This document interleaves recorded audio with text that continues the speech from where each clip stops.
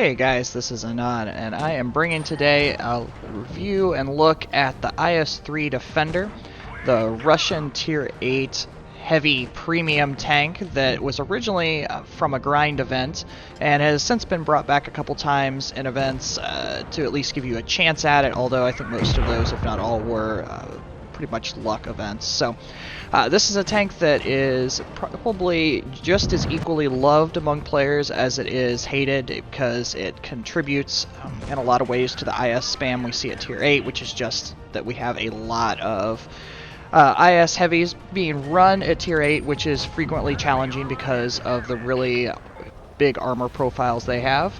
And if you don't know, this tank is particularly unique from the IS-3 and other Tier 8 heavies in that it is a auto-loading, even though it is a bit of a unique auto-loader. So we're going to talk about that a little bit as we jump into stats, and just give you an idea of if this is a tank that you are going to need to watch out for if it comes out again, and some ways to kill it if you run into it on the battlefield. Okay guys, so we're here at Tank Compare, and I think the Defender is a really interesting tank to look at on paper, because spec-wise, I don't think it looks as dangerous as necessarily it is, and for those that are used to playing it or playing against it, I think that you can attest to it. So we're going to go ahead and look at the stats, and I'm going to throw my caveats in kind of as we go.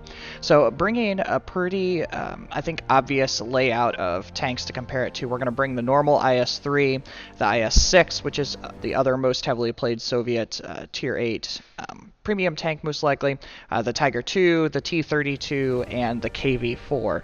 So one thing that's interesting, I think, in general about heavy tanks once you get into the higher tiers, especially 8, is a lot of the stats are very similar. So it comes down to the minute details and the things that one tank particularly kind of breaks out of the mold for that really affects its playstyle. So I have a pretty standard equipment setup on all of these as well. I have a vents, rammer, and a vertical stabilizer on all of the heavies except for the Defender, because honestly, in my opinion, that's what you should be running. I think it's pretty straightforward. You want that gun handling, and the view ranges are not particularly spectacular on these tanks anyway, so it's not very often you're going to be spotting. The difference on the Defender is, instead of the rammer, because it is an autoloader, so it can't have that rammer, I have a GLD, gun lane drive, to help with that gun handling just a little bit more, because these 122mm guns that the Defender, the IS-3, the IS-6, the common Russian tanks all have can be very troll. They don't have very good gun handling stats, and so I'm just trying to boost that in as many ways as possible. Okay, so we're going to go ahead and jump in, and right off the bat you can see that the DPM on the Defender is pretty lackluster, and that is typical for most, I would say, auto-loading tanks in the game. They pretty much always get a little bit less overall DPM to manage the fact that they have really high burst damage, and we'll talk about that autoloader a little bit more as we work our way down through the stats. So it is quite a bit significantly worse than some of the others, but the nice thing is the heavy tanks are all pretty close together. So if you're looking at the difference between the Defender and on the higher side of the T-32, and the Carnarvon, which I didn't include here because I think it plays just a little bit different than some of these big guns, which is actually higher than all of these tanks. But either way, you're looking at only about 300, 400 damage different, which is one shell. So something to keep in mind there, that you can still manage that poor DPM pretty easily. Penetration is pretty in line with everything else. Really, the only outlier you've run into is the T-32 has some pretty poor standard penetration, but all the others are right in there with 221. Mid 200s are pretty typical. Well, also looking at then the premium ammunition, again, it's pretty in line, if not actually kind of on the high side, 270, which is actually a little bit better than the IS-3 standard of its BL9. Exactly the same as the IS-6, because those are pretty much the same guns, just not the auto-loading versions. The Tiger II's a little bit better. T-32, again, suffering for some poor penetration. That's a topic for another day, but it's because it's using the same gun as the T-29 at a tier lower. And the KV-4 has pretty spectacular penetration at 289, so just something that goes along with it there. Okay, so continuing on, we're going to go ahead right into the autoloader on this tank, which is pretty typically long on that entire magazine reload at 23 seconds. Very, very long, and that's kind of tells the tale on autoloaders, and that you need to fire your shells, which has 3 shells in its magazine, and then hide for as long as you can or try and stay out of damage. So positioning with these tanks is always extremely important. With a heavy with actual armor, it's a little bit easier than some of the other autoloaders, but that also comes, I think, again with a trade-off with the Defender in that it has a very, very long 7.5 second reload in between shells, making it a pretty long 15 seconds to unload an entire magazine. That's still really pretty quick. You can look at how long like the other IS-3, you could unload your magazine in the time he could only fire just over 1 shot, or really 2 shots if he's already loaded, and that's pretty par for the course for some of these, so it still is a pretty good burst advantage, but you have to be a lot more careful because 7.5 seconds against a medium, they can fire quite a few more shots, so it's closer to needing to hide also in between shells versus hiding just in between an entire magazine, and I think that's what makes this autoloader really probably the most unique. Since it fires APCR standard, has excellent shell velocity at 1400 meters a second, which is great because it has poor gun handling statistics, which means that helps balance a little bit of the fact that it is going to miss a lot of shots naturally anyway, but because it has heat as premium, that drops off pretty significantly, 820 meters per second on the premium heat, which is pretty poor, you can see, versus the APCRs, but you get that standard round that's quite a bit faster and pretty fantastic. Gun handling, like I said, is just simply poor on these 122mm tanks. That's something that just comes along with them. 2.41 aim time is very, very slow, and it's actually the same as let's take that GLD off. It's actually the same 2.71 as the IS-3, but the gun laying drive speeds it up quite a bit and it gives it down to that 2.41, which is quite a bit more manageable. But you can see quite a bit worse than the better gun handling of the Tiger II and the T-32. Only the T4 or the KV-4 is really along the same lines. Also, really, really poor is the dispersion at 0.381. That is pretty horrible. Some of the worst gun handling and dispersion you're going to run into, and like I said, that is pretty maxed out. The IS-3 regular is actually quite a bit better. It's the same as the IS-6, which is to be expected. Like I said, they're running the same gun if you're using the secondary gun on the IS-6, and you can just see how much it drops off from the Tiger II. I think one thing that surprises most people is that the T-32 is actually this 0.364, which also isn't very good, but I think most people give the T-32's credit of having a little bit better gun handling, but I think that's mostly because it has the nice aim time, which makes up for it some. And even the KV-4 is a much, much more respectable 0.337. So you're going to miss a lot of shots. It's just how it works in these tanks. That dispersion is also pretty poor. On the move and in rotation, again, pretty much what you would expect, so is what it is. One thing that I think is really pretty nice about the Defender, and I think why people like it so much more than the regular IS-3 a lot of times, is because it has that extra gun depression. 7 degrees of gun depression is really, really good for a Soviet heavy. Soviet heavies are pretty notorious for having poor gun depression. You can see even in the KV-4. It's an extremely tall tank and only has 6 degrees. So that's a lot more versatile. It gives you a lot more capabilities from working hills and to keep your armor profile low, and compared to the other ISs at tier 8. The Tiger II is pretty nice at 7 degrees, and obviously the T-32 is fantastic at 10. That's just one of the staples of that tank. You're trading off several other factors to get that extremely strong or high gun depression values. Mobility is really pretty nice on the Defender, as is a lot of the IS tanks, but 40 kilometers forward, 15 backwards is very, very respectable for heavy. That'll move it around pretty quick, and that is the fastest of what we're comparing it to here. Even the KV-4 being at the bottom of the list there with 30 doesn't move around too bad. 682 on the engine, being very, very random on its horsepower and quite a bit less than the other ISs, which means it gets less power to weight ratio at 14 horsepower to ton, which isn't super fantastic, but you can still see it puts it better than quite a few other tanks, which does let it move around pretty well, and it has fairly solid terrain resistances as well, so it moves around pretty nicely. Traverse at 26 degrees, not fantastic, but again, it's a heavy, so you're not looking for medium production from that. What you're really here for on a premium tank is its credit coefficient. 165 is no slouch. That's certainly not amazing. There's going to be other tier 8s that are quite a bit higher than that, but it still means it's going to earn pretty well. And the nice thing on heavies is you don't have to fire as many shells to do the damage, especially when you're doing 400 alpha, so your ammo cost is always going to be a little bit less, and APCR means you're going to miss fewer shots with it as well. So just kind of a nice perk with it. So it will earn fairly well. IS-3 being quite a bit higher than that, but you can see where other standard heavy tanks earn quite a bit less. So right in line with the other tanks for view range, less than the Tiger and the T-32, but again they're heavy, so you're not going to be spotting a whole lot unless you're pretty front line. Hit points, again, also pretty in line with everything else. 1550 is pretty close to the top, only the Tiger II being higher for these comparisons. Tanks like the KV-5 are higher yet, but you can see it's still, again, pretty in line. And that's kind of what I've been saying, is a lot of the stats just kind of go in line with other tanks. So the fact that it's premium and has that autoloader really makes it stand out. Armor is probably the hottest topic with the Defender.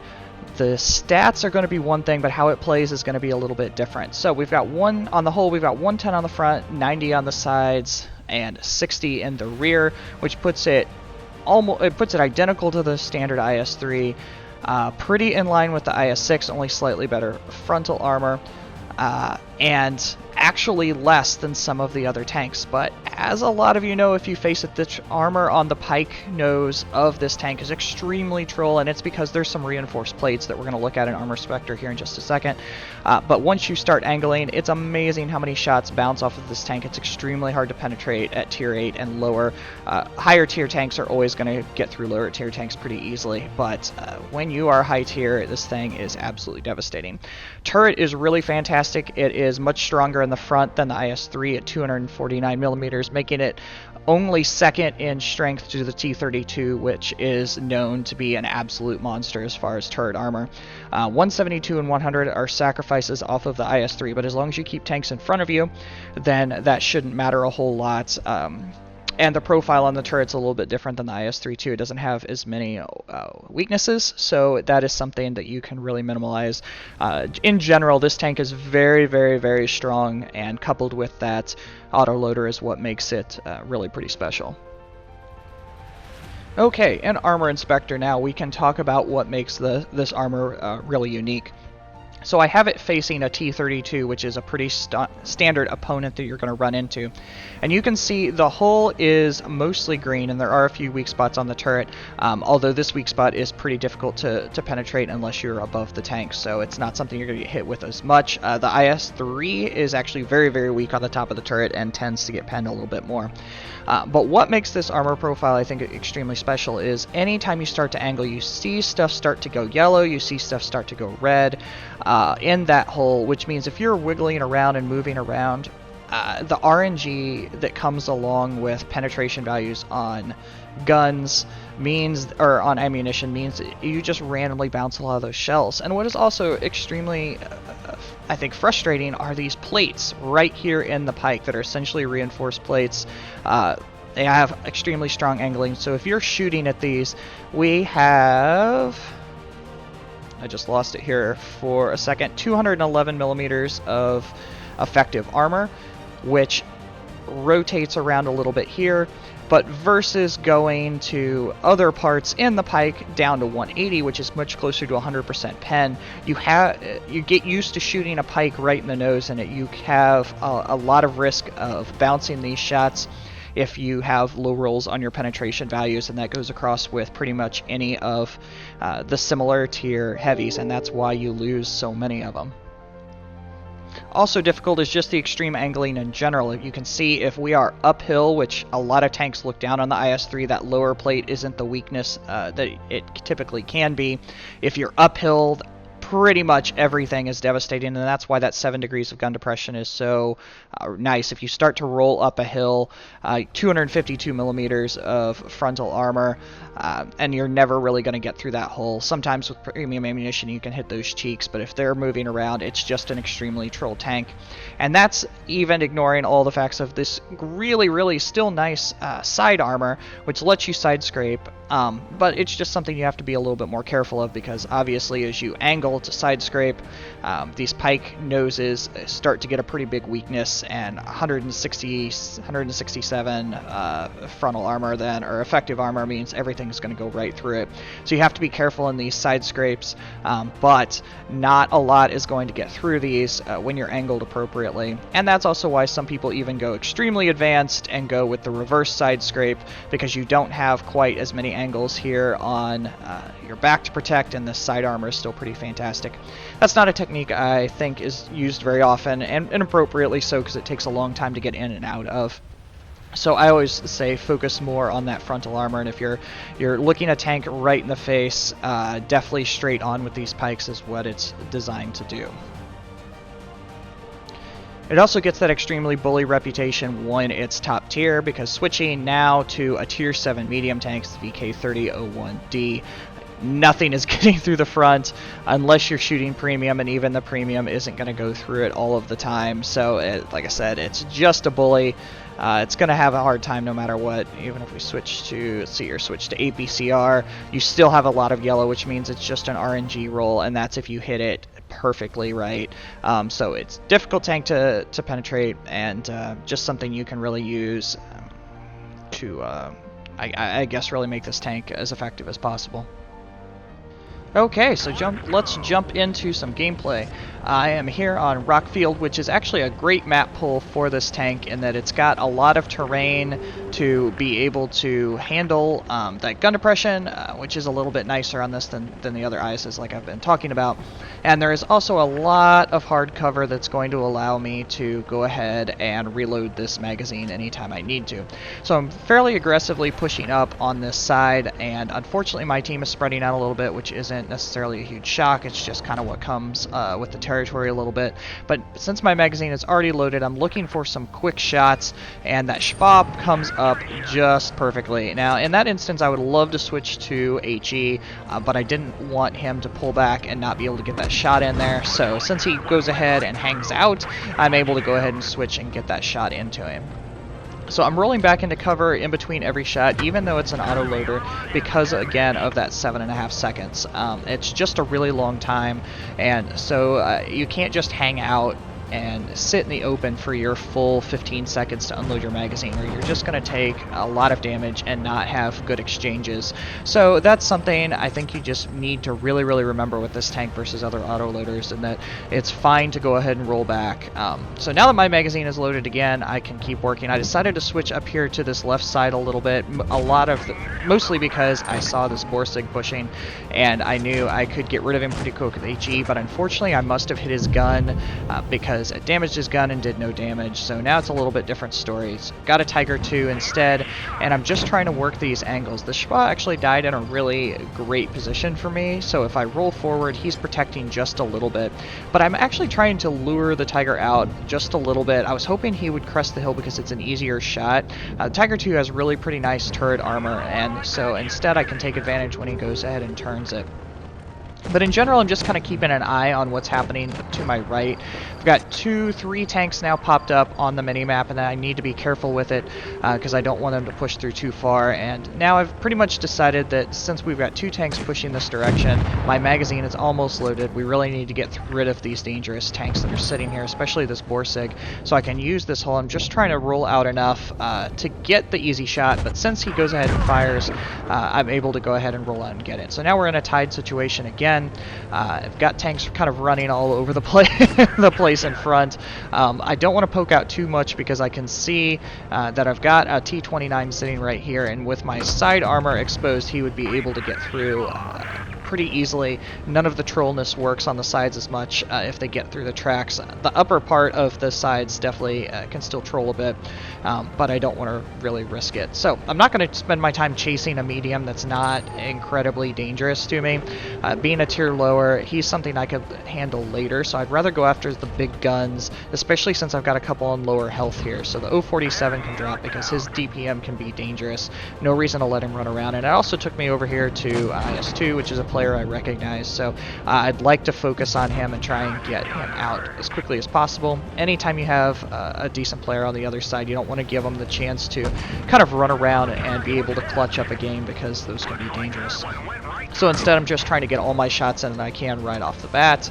Now I'm actually poking. I was trying to bait him into a shot since I'm loading, just to try and keep my teammate alive. The IS-2 has a really, really large gun. That 122mm can be pretty devastating, but able to go ahead and finish it off there. And that actually feels like a pretty easy ace. Just kind of happens sometimes, but pushing through, and you can see the great credit earnings as well. It's just kind of nice, clean, solid gameplay there. Okay, so switching over now to Castilla on actually a rare supremacy game for me. This isn't a gameplay or mode I play very often, really just for missions, so you don't see it from me very often. Although sometimes I enjoy it, and then other times it really just gets on my nerves. So again, I'm top tier, which is pretty fortunate, and because of that, I'm going to be fairly aggressive with my placement. I'm going to roll right up here so I can try and spot anything that's coming down. And with supremacy, and I should probably talk about it a little bit more here and there, you generally have to play maps a little bit differently. You need to focus on areas where you have multiple capture points, because that's where the teams will focus on. And also, generally, I don't worry too much about capturing bases. I'm more focused, especially early on getting to locations where they will have to, the enemy team will expose themselves to get to capture zones. So I want to instead do that damage. My first goal is still to win from damage, but I will capture as it kind of makes sense. So instantly getting into some trading situations, got 3 nice shots off. I'm baiting these IS-3s as kind of they roll out. I'm a difficult shot as I roll down the hill like this. I can't do damage to them necessarily either, but I'm going to make sure that they really struggle to do damage to me as well. So I'm just choosing my targets very carefully here, trying to get that 152, because it's such a dangerous gun. If he loads heat, he can get through my frontal armor, and I know that. But you can see some of the troll aspects of this gun and what happens with the 122s. I just bounced 2 in a row that basically just didn't fly straight and hit the very strong mantlet that's on that Sioux, and so you're just going to have some of those situations happen, and it's just something you have to deal with. So now I'm back in that magazine reload again, but that's why this location is fairly strong. If I start to roll down this hill, they pretty much can't pen me unless they come all the way out looking for damage. And so it gives me that chance to go ahead and reload the clip. It was close enough time, and this IS-3 sold out enough chasing mine that I knew I'd be able to go ahead and roll up once that clip was reloaded and go ahead and push him as well. Shooting right into the pikes, like I was talking about, trying to get those nice clean shots. And now I've got some serious issues because I only have 1 shell left and they're pushing, so I go ahead and drop down as fast as I can, and luckily my team finally starts to come into play. But now I need to get into his face, because you remember what I was looking at on stats. The gun depression on the IS-3 is very poor, and we know how strong the turret is on the IS-3 from what I was looking at. So you can see where I can just get into the top of his pike now that I'm loaded. He can't do that to me at a face-hugging level because his gun won't depress. So this is about knowing your tanks and just knowing what you can do in different situations. So that was a nice, easy way to get through that. Now I can load HE because this RU is trying to push me. It's very hectic in this situation because they all want me dead, but I'm able to go ahead and get the nice HE round into him as well. And again, I can use the cover of all the carnage that's happened around me to reload that magazine, and that again is just really a strong play, and knowing the tank's strengths and weaknesses. That's what these videos, in my opinion, are so much about, and why I switched formats, because if you know what other tanks that you're facing are good or weak at, it just makes you so much more dangerous and so much gives you so much more capability, because that, like I said, that IS-3, if he'd known, he could have aimed for the top of my turret. He could have tried to back away and shoot down into my hole in another way, but he didn't know exactly what to do in that situation, and so he paid the price for it, and I was able to kind of out-tank him. So the rest is mop-up duty, able to get through it. This isn't an ace, but I think it's a really, really strong play, and kind of shows, again, what this tank is good at. So I hope this helps a little bit. Autoloaders are tricky for a lot of people. There's good and bad that come along with them. The Defender is very, very troll. It's a great way to earn credits. There's a lot of options for credit earning out there, but if you were lucky enough to pick one of these up for free, didn't even have to buy it, then there's no excuse not to run it and really be able to work through that. So thanks a lot, guys. Take care, and we'll have more coming up shortly.